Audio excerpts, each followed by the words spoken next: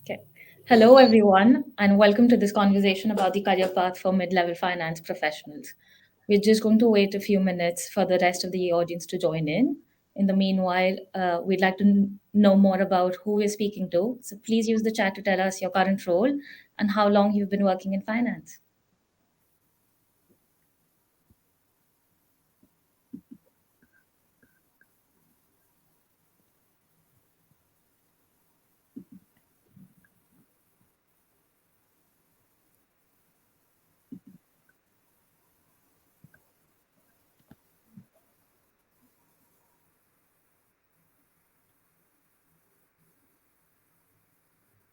Hello, Elizabeth. Hello, Gustav.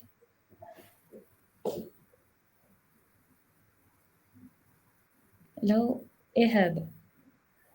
And Julie as well. Hello, Jasmine. Hello, Colleen.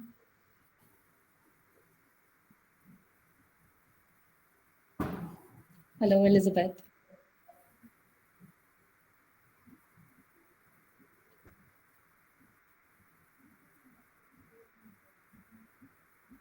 Hello, Celia.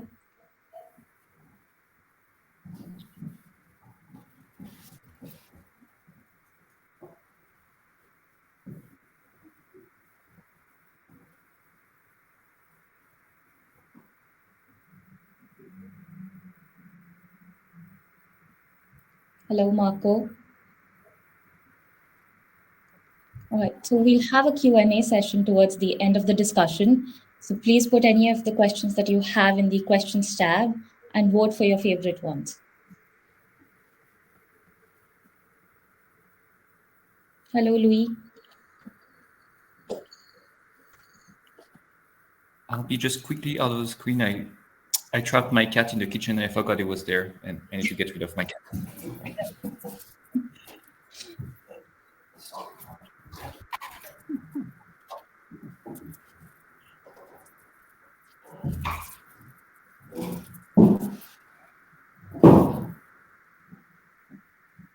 All good for you, Jeremy?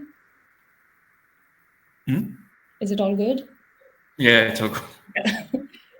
Okay. Then let's get started. And welcome again to this discussion about the finance career path for mid-level finance professionals. This webinar is hosted by CFO Connect, a global community for finance leaders and aspiring CFOs. We are hosted by Spendesk, the smartest way to get full control and visibility over company spend. Let me introduce myself to begin with. I'm Vinita Manek. I've started my career in finance through audit at PwC and before moving into the French tech space. So moving on, I'll pass it on to you, Sahil. Hi, everyone. My name is Sahil Kamani. I currently work as a financial controller at Grover Group. We're a tech rental company. I've got almost a decade of experience in finance. First 6 years I've spent of my career mostly in corporate finance, where I also had the opportunity to work for the SEC. I'm from Malaysia, so I work for the Malaysian SEC. I've been in Germany for the last 4 years, where I've now moved myself towards a more operational finance role, and really looking forward to sharing more insights with you guys today. Thank you. Melissa? Sure. Hi, everyone. I'm Melissa. I'm from Peru. Currently, I work as a finance business partner at N26. My domain is called Financial Empowerment. So that is currently known in the market as strategic finance, and financial empowerment represents the lending and investment business that we currently have. Like Sahil, I liked how he framed it. I have a decade of experience. I started my career at corporate banks in Latin America through different divisions of finance, FP&A, controlling, investor relations, business cases. I came to Europe to do my MBA, and I worked advising different types of startups more in a strategic roles. So startups that range from investment banking, gaming, edtech startups, and currently putting all of that experience together at N26. Thank you, Melissa. And Jeremy? Hi everyone. I'm Jeremy. I'm working as a financial controller for Kering, so a luxury brand. I've been working financial controlling, business controlling for about 7, 8 years, mostly in Germany. So I grew up and studied in France, but then moved here for my work career. Okay. Thank you. Let's start with an easy question, but also the question that we do not like during interviews. Where do you plan to be in 5 years? And let's start with you, Melissa.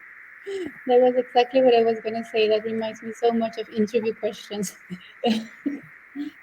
So I think first we need to understand, to be able to answer that, is that everybody's in different paths and that companies change as well.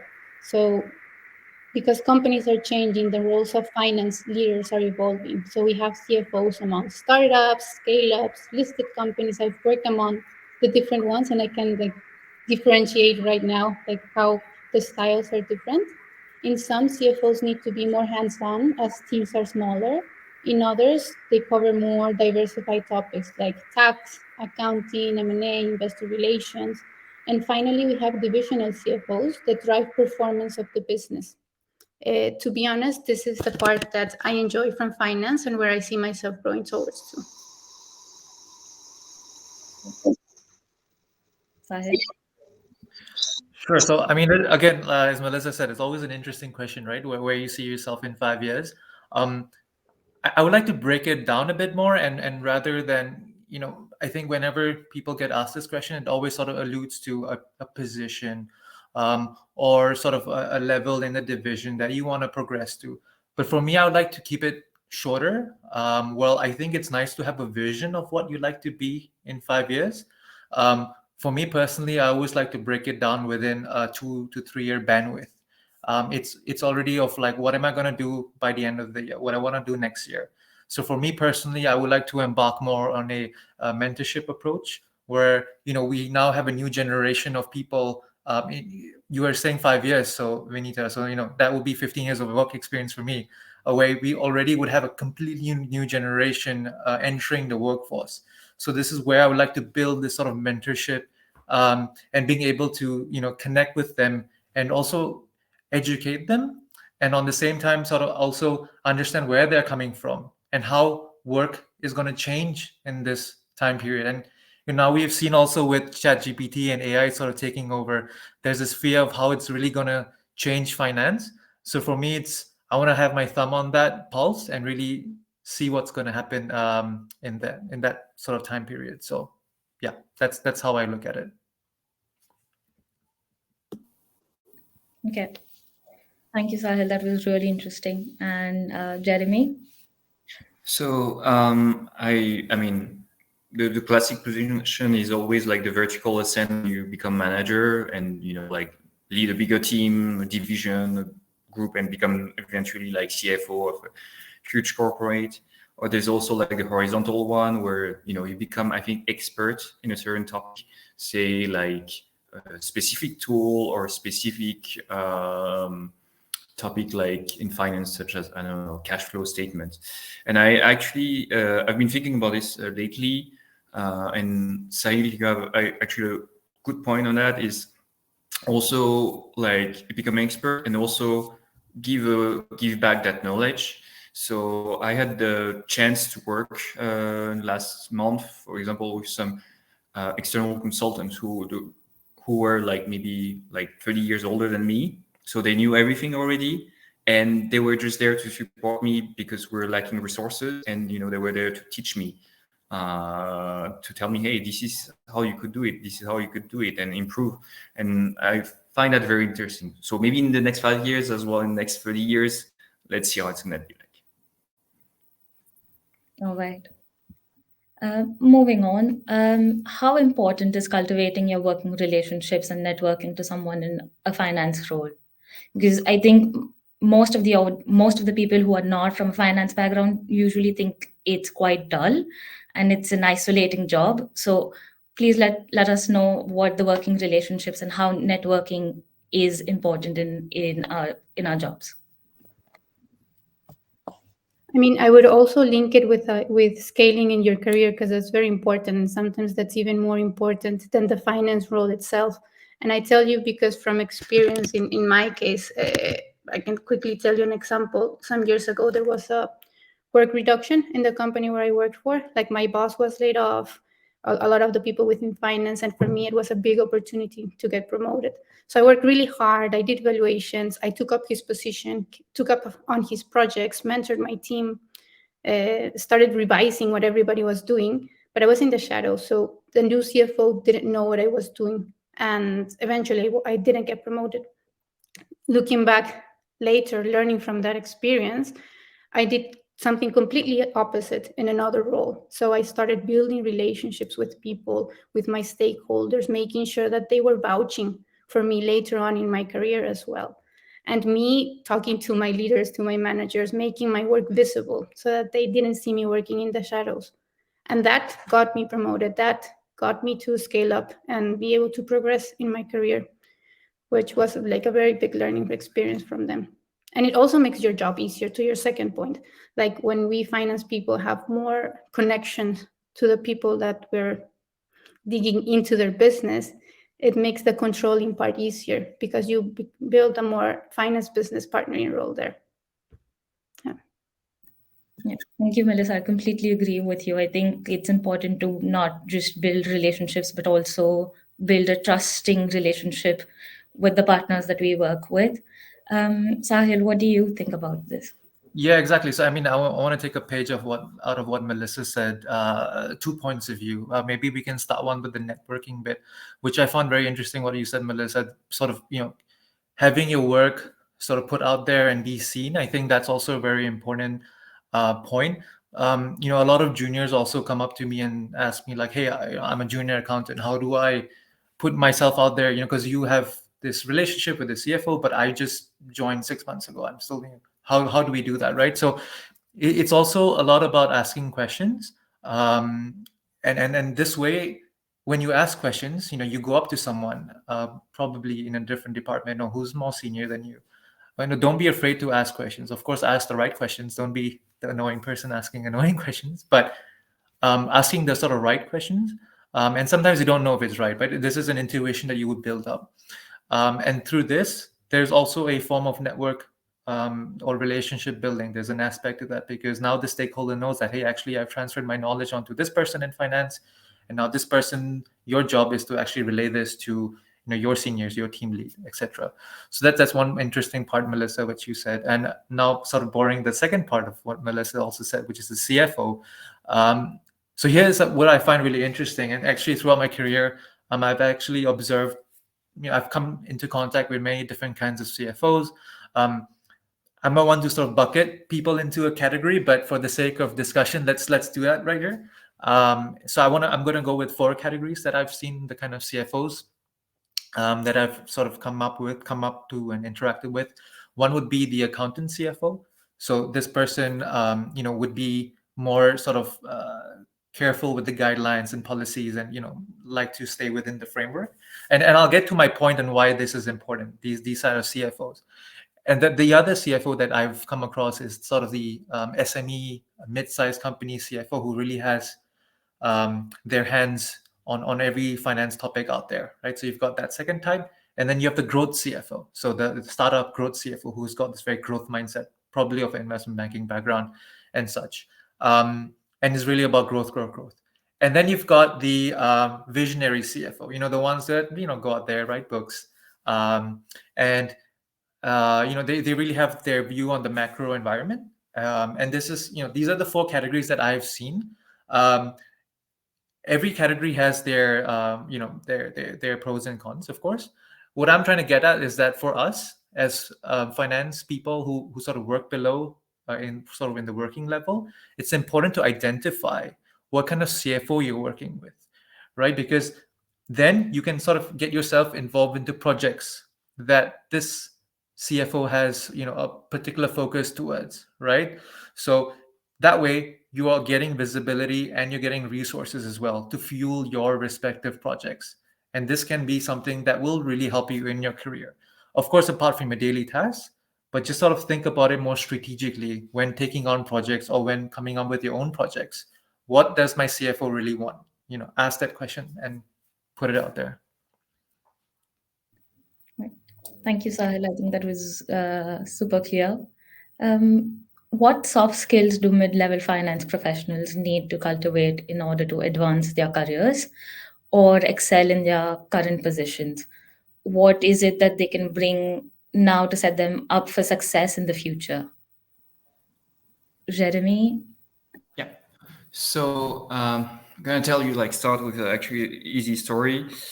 When I started working, my first internships, I was assigned some task and Excel job, mind crushing, and you spend the whole day working on it. At the end of the day, you just don't understand anymore what you did, or the worst case is in the evening you think you have a great idea, and then the next day you look at it and you're wondering what came through your mind. And in the end, you just go to your boss or manager and show your result, and completely lost yourself. You lost yourself in your figures. And so one of the major, I think, skill is actually to be able to stand back, to look back at what you did, and think about what would someone else who doesn't know anything about my work react to my job. And I think it's some sort of a mix of empathy, but also let's call it clear vision of your own work, is to be able to have a critical view. And obviously it's easy to say and much harder to do it, because once you're in there, it's just really hard to look from another perspective. So I think that's this kind of critical thinking and this ability to stand back is one of the main, the first soft skill, I would say. The second one is what also saying you quickly mentioned is also the ability to understand what actually your stakeholders, and not just your CFO, but people you're working with need. If you go to a CFO who has plan on the moon and who wants to reach the sky, then either you go along with him because you think you can find the financials behind to support his decisions, or you also have to be the one telling him, look, it's not possible because of these reasons. We're not generating enough cash flow, we're not enough profitable of these things. So it's just being able to kind of adapt yourself to your own audience. So talking about CFO, talking about also as a business partner to specific divisions of your company. Let's say you go talk to marketing people. They don't want to hear about your accounting. They don't want to hear about your P&L. They just want easy figures like invoice or things like this. So yeah, these are for me, I think, the two main skills. And then a third one, I found out, and I'm still trying to practice it, but still not there, from one of my former boss. So we would have these monthly reviews, for example, of the financials with the CFO. And, you prepare your analysis, you think, okay, you have everything straight. You compare against your budget, against your previous month, previous year, you have everything correct. And then comes a question that you saw from nowhere, you don't know how to answer. And, that ability to kind of improvise and find a quick solution is, I saw it happening. It's kind of crucial in a way. People who have the ability to just build trust and, come up with an answer.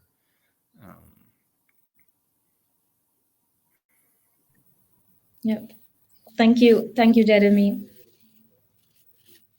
Sahil, would you want to add something to that? Yeah, I want to jump on Jeremy's point as well, where he mentioned a very interesting thing, this finance business partner, right? So this is something they don't teach us in business school, unfortunately. I mean, we're taught, we're given heavy training on accounting, finance topics, economics, but there's nothing about, soft skills, which is such a huge part of this role, especially as you advance in your career. It's a lot about keeping in touch with the people, with your various stakeholders and through the business. You need to really have your thumbs on the pulse of the business. And then you need to convey this to your respective CFO and your finance leadership teams, because then that's how information is relayed these days. And we need to evolve our mindsets as well from being just sort of in working in silos. I think Melissa and Jeremy, you both mentioned this very rightfully, sort of working in silos, working on your Excel spreadsheets. But then you need to come up with, you need to have that story angle. And this story actually comes from your different stakeholders. And they will only share this with you if you're able to cultivate these sort of relationships with them. And if I can take it a step, a notch above that as well, and cultivating relationships also means that you need to invest some time and effort into this. Again, this is not something they teach you in business school, but you need to go the mile above and really contribute to this relationship building. This could mean a coffee chat, a random coffee chat that you could schedule with a stakeholder once a month, just to get get an idea on how the business is running. Or this could even be a simple lunch, a scheduled lunch. These are some ideas. And of course, depending on the company that you work for, given it's traditional, given it's startup, given it's an MNC, there are different various ways of networking and opportunities. And of course, this is up to you and how you want to leverage on that. Yeah. Thank you, Sahil. I completely agree with both Jeremy and Sahil. It's super important for us to cultivate those kind of relationships with our business partners, and I also believe that the profession of finance is evolving. What we saw 10 years ago or 5 years ago does not stand true anymore, and we have to, so hence the business schools also, I guess, need to evolve with time. Thank you. So let's move on to the next question. And I think as you move on in your career in finance, one of the most important things that we learn, especially I know that I've learned, is storytelling, is not just number crunching on Excel sheets, but being able to convey what those numbers mean to other stakeholders who do not necessarily understand what a P&L or balance sheet stands for. So what would finance people need to turn numbers into a compelling story? How can they do this? How can they best achieve converting those numbers into something that is comprehensible to non-finance people? I'd love to hear what Melissa has to say. Sure. This is actually one of my favorite parts of the role and of the business. And I mean, I'd say there's three main directions here. Sahil nailed it on the first one when he explained about building relationships and working with stakeholders. Because first, like, to understand numbers, you need to understand the business. Like, if you're working in a traditional company, the backbone of the business is operations. If it's a tech company, for example, product managers there need to become your best friends. Like, you have to learn, what are they looking at the discovery phase? What are the challenges that they're bringing? What are the pain points of the customers? Like, what are they currently facing? And you have to be involved in those conversations. And for that, you need to build relationships with the people so that they can tell you and invite you to those meetings so that you can understand it. Like, once you have that background, the storytelling flows more easily. The second point, which I really like to do as well, is now you know the information and you need to display it better. So you have to make it sure, like, sometimes we fall into the trap of presenting P&Ls, which is good for finance, but for someone that doesn't have a finance background, they get confused with so many numbers and they don't understand. Like, I can show a very good P&L and somebody that's not finance background will think everything is going wrong because they see a lot of variations, but at the end of the day, the business is profitable. So it's coming up with nice visualizations, graphs that you can think more out of the box. And here, Vinita, you nailed it when finance is evolving, because we are the ones that have to bring these things into the table as well. And finally, the last part would be learning how to summarize it, like a slide, one title that explains the complete message of what you're trying to get across, and then three main takeaways that you want the audience to take. And not only that, like, what's your call to action? What problems are you trying to solve ideally? And with all of these 3 points together, you should be able to build a compelling storyline as well. Right. Thank you, Melissa. I think we've spoken quite a bit about soft skills so far. So I was wondering, what hard skills can we take with us to the next level? what would be useful and what should we as mid-level finance professionals be focusing on to develop and take our career to the next step. Jeremy? Yeah. So, well, now it becomes the boring part, so to say, the very technical ones. And I'm talking from a controller perspective and also from my own story, let's say, know your accounting. Because we are the point between, like as a controllers, as business partners, we are the link between the accounting department and the business part, outside the world of finance. Because for the rest of the world, accounting equals finance equals like controllers, they are accountants. That's my experience so far. So yeah, you have to dig into that, because I also remember like having so many times, like explanations from accounting, but then you go to your business partner, you go to your CFO, to your managers, and you're not really confident with the explanation. You don't really have your own word actually to phrase it, and then it's a pretty embarrassing situation. So I mean, for example, I studied accounting in business school, but like really getting into the books of your company, like knowing okay what's going on, and not just taking the explanation for granted, but just actually making links between basically your P&L, your balance sheet, and the impact on the cash flow. It's just crucial. And yeah, I think for the first years in my at work, I was lacking these skills, and so I can tell from my own experience that it was bad.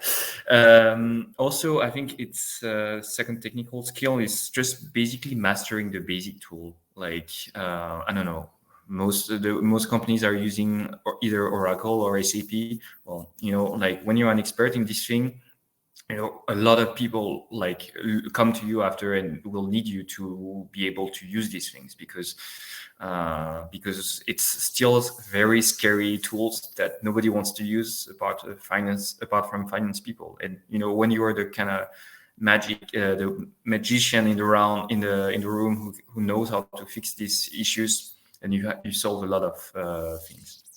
And then I think it's more like in relation to what we talked about earlier about ChatGPT, about just automation, is like knowing like one trendy tool. So at the moment I see it a lot in controlling. It's BI tools. Well, probably automation. ChatGPT is going to come up in a way or another into our daily work. So yeah, I think these are like knowing your accounting, knowing your like the basic tool that everybody is using but not really knowing, and then the trendy tool for the future, so to say. Thank you. I think that's a great point, Jeremy, and especially on the tools that everybody needs but nobody wants to use it. But I wouldn't blame them as well, because given how our accounting tools look like, it's it's best kept within a few people. Melissa, what hard skills do you think that we need? Sure. So I would emphasize as well on Jeremy's points, especially the beginning on accounting learning. Like it's really the basis of what we're doing. Just for an example, I took accounting 3 times in my bachelor, in my master's in finance, in my MBA, and every time I learned something different and how to connect more the dots, and that now is very useful because I can actually understand what are the connections between balance sheets, P&L, cash flow, what's happening in the company, and being able to explain it as well to people or understand what's the accrual process that we have to take. So it's really, I cannot stress enough on this point. Another thing, without repeating what Jeremy already pulled into, which has been useful for me, is modeling skills. So especially if we want to build, I mean, if the role is more on a controlling FP&A focused role, here at the end of the day, we are the ones, like I say to the teams, bring our crystal balls and build models and tell them, hey, this is the impact of the initiatives that you're bringing on, or this is how profitability will look at the end of the year. And we're kind of predicting what's going to happen. And I really enjoy that part. But there you also have to be able to know what inputs and what are the main drivers to put into a model so that you can predict the future. So yeah. I definitely agree, especially now that we are all entering into a reforecast phase. Probably that's a great tip, Melissa. Thank you. So we were talking about evolution within the finance profession, and we touched upon it lightly before. But what do you think is the next for mid-level finance professionals, and where do we go from here towards our career? So if I have to see myself now 30 years later, how would the finance profession would look like? How would you think it would evolve, right? Sahil, let's begin with you.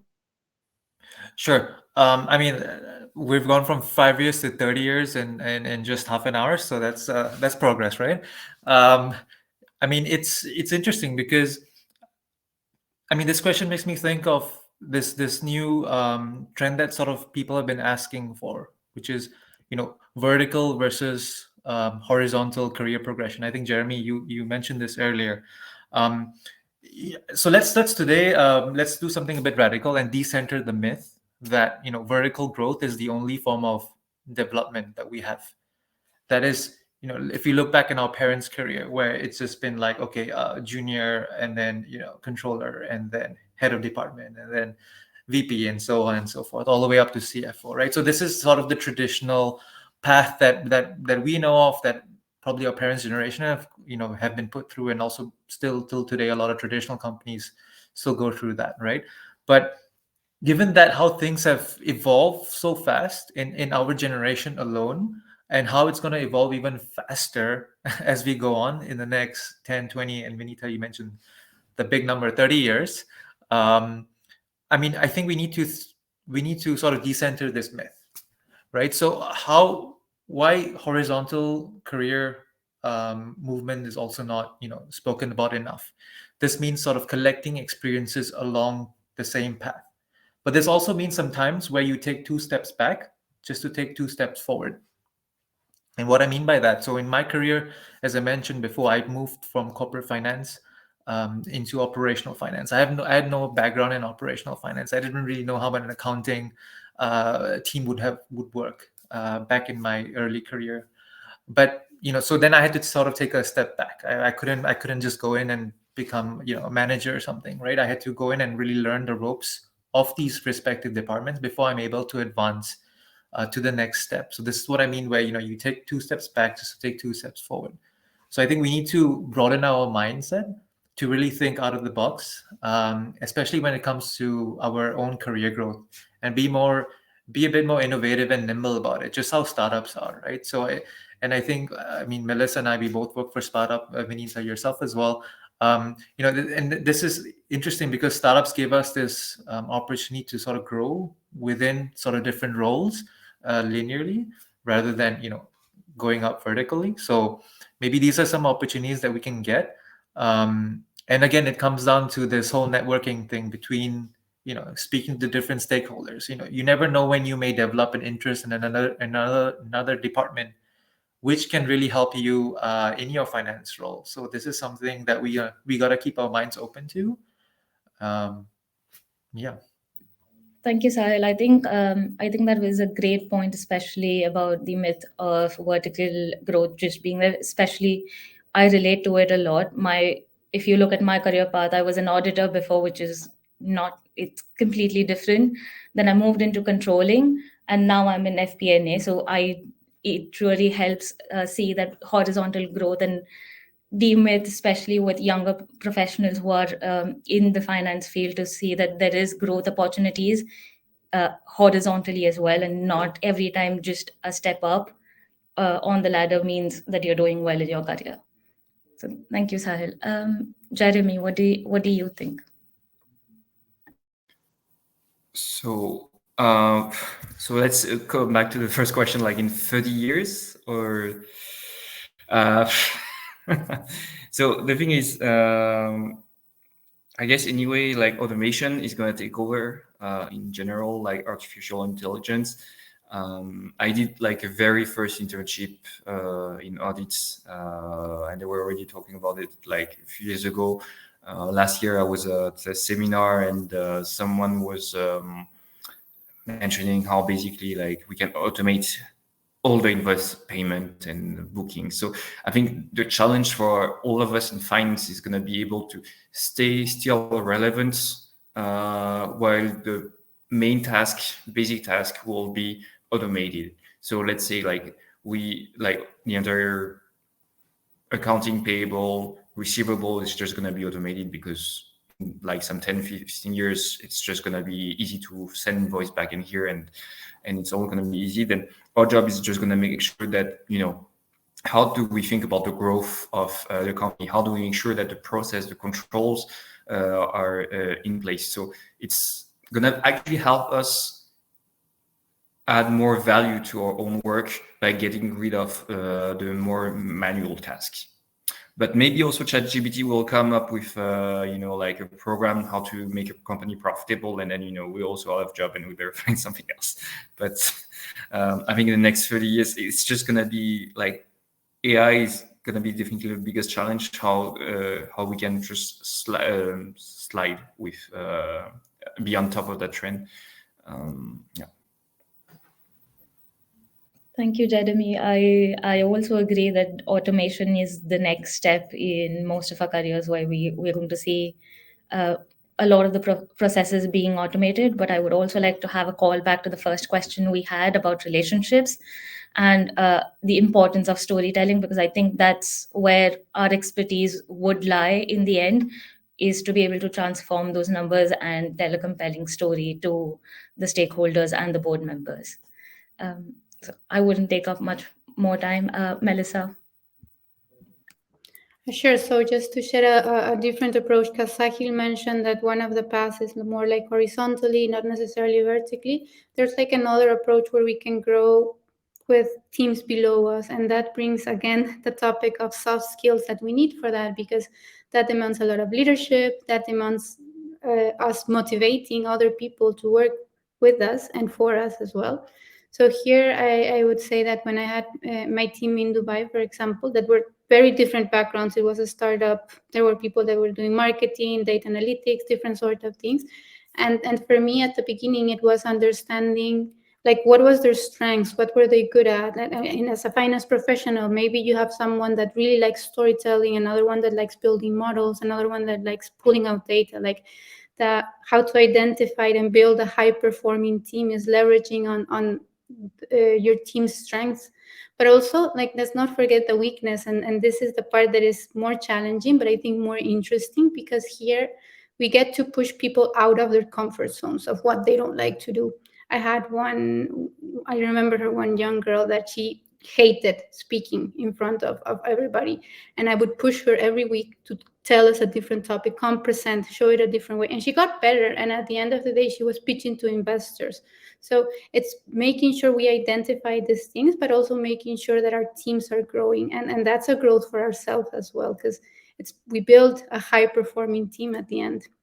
And the last important part I would say there, because I currently face it at N26, and I imagine that's what a lot of people are facing at startups or any sort of company that's building from the ground up, is the part that you have to do a lot of fighting and working different task flows. And there, like, it's on you to prioritize, to see, okay, this is what's going to have the biggest impact.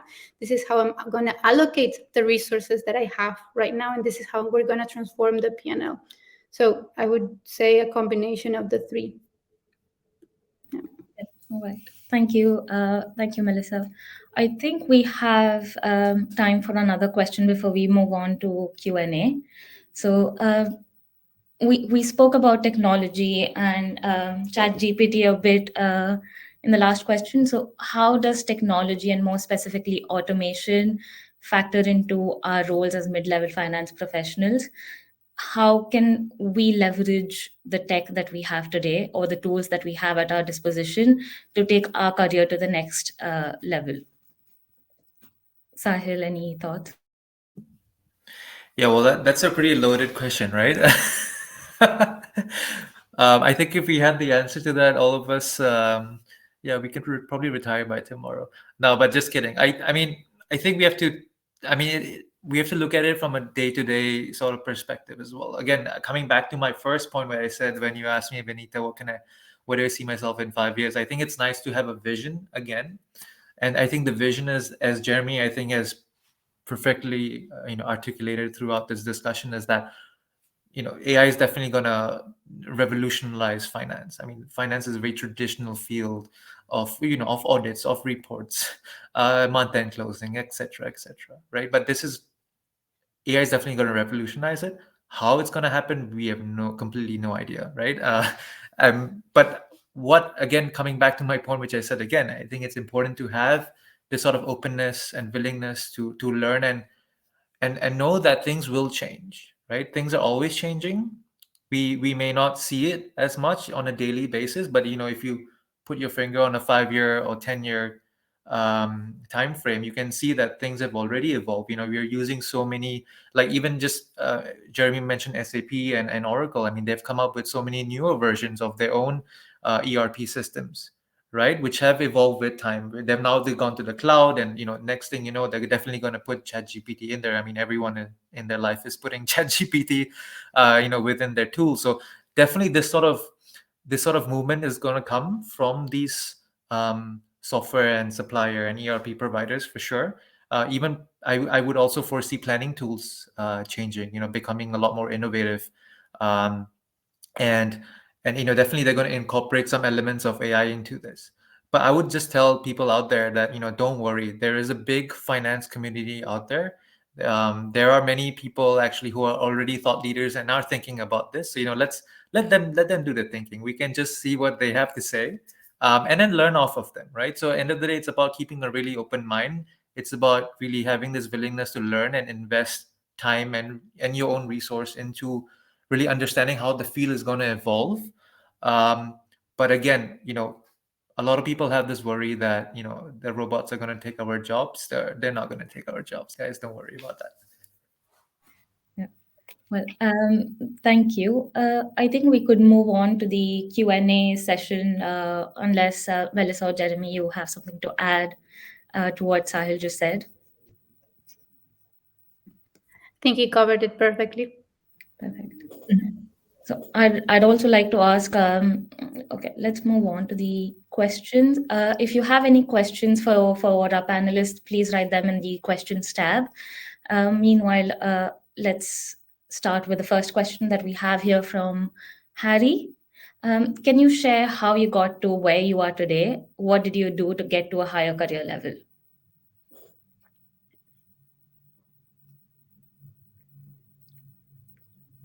Melissa, do you want to take the question? Sure. I thought it was pointed towards Sahil for some reason. No, okay. There isn't any name mentions. I'm just. No, it's just a combination of everything we just discussed, right? So focusing a lot on building first my hard skills. So I studied a lot. I did courses on Power BI, data pooling systems. I did a master's in finance because I wanted to specialize in modeling, because that's the part that I really enjoyed. But at the end of the day, I also reached a point in my career where I realized that I needed to combine all of that with soft skills. And the soft skills part is more the relationship building part, the getting to know who are the people that are taking the decision, and making sure that the work that you're doing is visible. Because my mistake in the past was working under the shadows, and I'm just a simple part of asking questions, even though if they're dumb, but you want people to clarify things, already puts you on the radar. So making sure that the management and the people that were taking promotion decisions were actually knowing what I was doing. That was very important combined. So it's a matter of both. Yeah. And in our case in finance, I guess the soft skill, the hard skills that we have to do are more than other types of industries. But I mean, that's the role, right? Yeah. Thank you. Would you guys like to add something, Sahil, Jeremy? Yeah, sure. I could add something here. I mean, for me at least, it's definitely been 5 years ago. Again, if you ask me like, hey, how do you see where do you see your career going, and I would have been like, yeah, I want to be CFO by a certain point in time, and such. And of course that, but now it's sort of changed. I think I've also had this experience, and I've taken risks in my career, which before were not a thing which I used to do. But these risks have really taught me that I'm actually here for the passion, ironically, of being with a high growth company or a company that's restructuring, right? So for me to see this project through, like let's say the restructuring project, which was a company I was with before, to really see that through was something that really motivated me to advance. And this is coming back to that whole vertical horizontal growth part, which I learned through my career and my experiences, that actually horizontal growth is also really fun because you get to capture all of these different experiences in different shapes and form and sizes, and that's only if you can keep your mind open to it. So I would say definitely taking risks and having an open mind. Thank you, Sahil. I actually did my first interview, the first interview with PwC at the age of 21. And at that time, my ambition was to become an audit partner at PwC. So at the end of the interview question, he asked me, where do you see yourself? And I was like, I see myself as being the partner at PwC. And I'm clearly not today. So I think what is important is also us asking and reassessing our own needs and what we think is necessary for us as a person, and how we could also change our careers either horizontally or vertically to achieve those needs. So I think it's important for us to keep reassessing and asking ourselves the questions: where am I today? Am I happy with it? And is this something that I see myself doing for the next 5 years, 10 years, or 15 years? Let's move on to the next question from George. How do you recommend building a good relationship and communication between accounting and finance and other departments? Jeremy, would you like to take this question? Sure. Easy one, very easy one. Make sure that the invoices for this department are paid in time.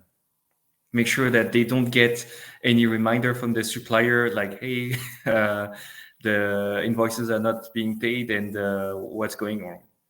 It's simple as that, but it's very effective.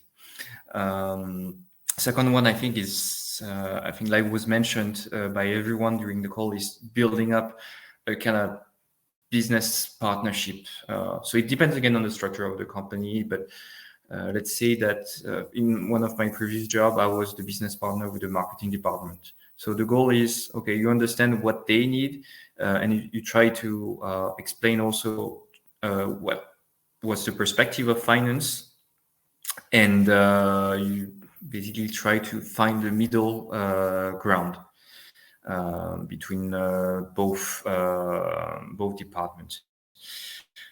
And I think it's just in general being there to help them if they have any issues. I had another case with the marketing department where I don't know, they had unpaid invoices. Okay, that's fair. But the company they were working with was based in France. So I took over the topic, and like it was beyond controlling, but since language helped, you can think about this way. There's not enough like ways. There's a lot of ways you can figure out how to improve the relationship. But the idea is, as long as you make their life easier, then that's how you build a better relationship. And that's the case for building up relationship with other departments as well as with your managers. Make their life easier. Thank you, Jeremy. I think we have an interesting question from Tim here. How can I find mentors to help me grow personally and increase my knowledge of finance? Sahil, do you want to take this question? Yeah, sure. I mean, great question, right? And I also pondered over that a lot. I have one word, LinkedIn. I think this is the easiest and most convenient platform for any working professional to reach out to people who you feel that you can connect with. So there are loads of LinkedIn influencers, especially within our space, the FP&A controlling All you have to do is search for them. There's loads of people out there. Paul Banhurst, Chris Vatig, Nicolas Boucher. I mean, there are loads of these guys who I have also connected with personally and reached out to them, and they're very helpful, very friendly. They share content like almost on a daily basis, and this will really help you in your day-to-day and your mid to long-term career growth. So, I mean, this is one example, of course, which is a virtual. But within your company as well, if there's someone you can identify who you feel is who's someone who's there and you want to be like them, then definitely reach out to them. People love to be asked to be mentored, so don't be shy. Put yourself out there, have a coffee chat with someone you want to talk to, and if they don't happen to work in your company, reach out to them on LinkedIn and just ask. There's no harm asking, and the benefit is always yours end of the day. Thank you, Sahil. I guess your LinkedIn is going to be flooded with messages later today. We have another question from Maisa. I hope I'm pronouncing the name correctly. How to become a CFO in another country and what are the main challenges? Melissa? I mean, I've worked in different companies, but not CFO level position. But I mean, at least from the experience where I've been, I guess one of the first challenges to tackle is the cultural aspect, right? Depending on how different the culture is. Like I've worked in the Middle East where the culture was totally different. And at the beginning, when I was going through interviews, just to make sure that I was getting my point across correctly, I would express myself differently. And that's the same in Germany. It's the same in Latin America. When I had a German boss and I was presenting my numbers, for him I was overconfident.